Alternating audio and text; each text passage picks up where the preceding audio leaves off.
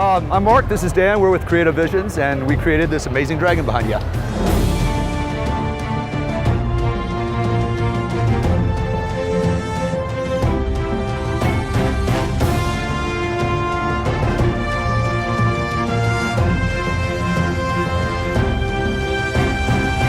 Well, on top of that, if it's big and tall here, like the castle back over here, giant sentinels you pass through as you come into the show, the really incredible rock monster animatronic outside, and the really neat stone photo ops that are floating around the show floor. Primarily what we do is we build attractions and animatronic characters for theme parks and amusement venues around the world. And Josh, the CEO of FantasyCon, called us up right before Christmas. Actually, Dan had been talking to him about a year before that. And right before Christmas, things came together, and Christmas Eve we officially started, and we didn't stop until yesterday at about 5 o'clock. There's thousands of pieces that go into these various creations, and as a point of reference, it was six and a half tractor trailer loads to get everything from St. Louis to Salt Lake City. So, you know, Rolling Stones eat your heart out, you know. They went above and beyond. They said, this is our first year. It has to be, as Josh put it, sick. It has to be incredible. This has to be something that blows people out of the water. And he's like, I need to make that happen. I need help. And he said, make it happen. I want a giant dragon. I want things that reach the ceiling. As big as this building can hold, let's make it happen. And he was smart enough to hire us. Yes. The dragon, which stands 28 feet tall, 63 feet wide, which is probably the world's largest indoor dragon, and 3 feet bigger than the new Harry Potter dragon at Hogwarts, just saying. That's only 60 feet, just saying. 3 feet matters. Yeah. And it breaks down, unfortunately, because it had to be able to transport, we had to break it down into pieces that would fit into a truck, which was a challenge in itself. So the process of bringing it in, setting it up, requires a lot of skilled labor. Luckily, Salt Lake City had some really great riggers and operators to help us put this thing together.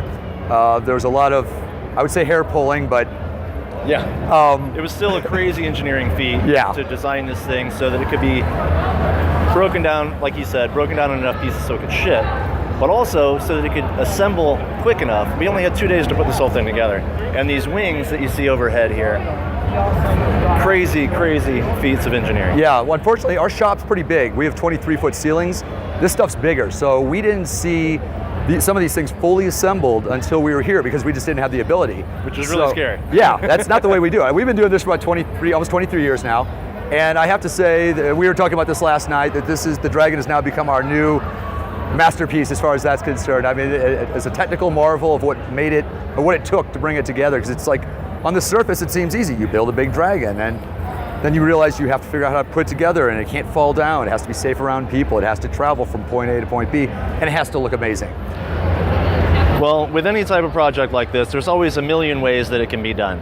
You always just have to whittle those down to figure out which is the best way for the particular application. And in this application, based on the fact that it had to ride in a truck, had to be assembled in 2 days, it has a crazy, crazy complicated steel framework inside, and then it has a fiberglass exterior, and then it has other types of polyester resins that are texturized on top of it to give it that finished texture that you see here.